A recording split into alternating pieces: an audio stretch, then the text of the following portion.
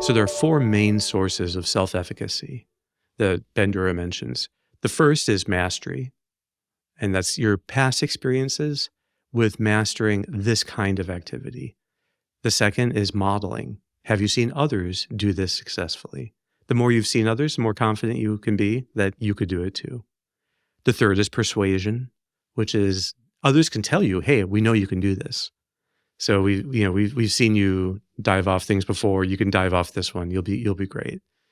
And then the fourth is physiology, and that's very important. It's your ability to manage your own emotions and feeling states. I think one of the things that undermines self-efficacy for many of us is the uncertainty about can we handle anxiety in a given situation.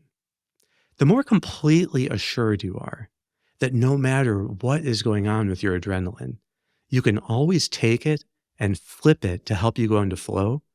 Well, that is I think, one of the greatest boosters of general self-efficacy.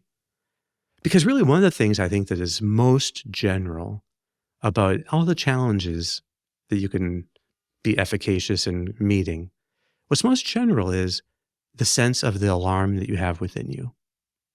So the adrenaline system and your ability to flip it from being in fight or flight to now being into this flow boosting focus, that ability, that confidence, I think makes up for a huge amount of self-efficacy, thinking of it more generally, because it is then a more general system. Mm-hmm. So yeah, maybe that's a good place to dive into this distinction between self-efficacy in certain situations versus a general kind of skill of self-efficacy.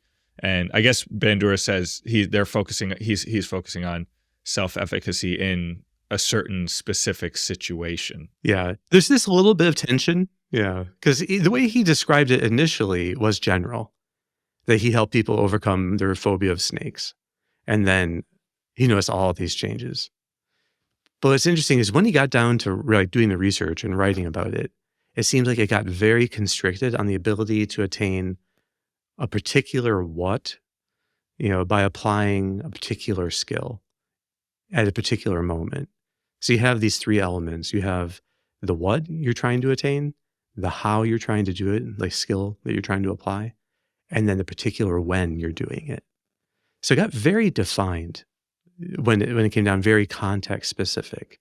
People then later tried to come up with going back to a more generalized scale. But when you look and see at what that generalized scale measures, it's kind of fuzzy. And a lot of it has to do with the ability to just form strategies when you're facing a challenge. So if you could just come up with this belief that I know that when I face challenges, that I am able to strategize. I can strategize when I face any challenge. In my mind, that's like 80% then of what they call general self-efficacy.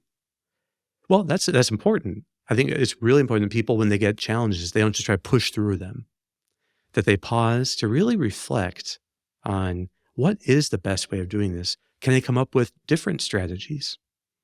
That's also an important part of general self-efficacy.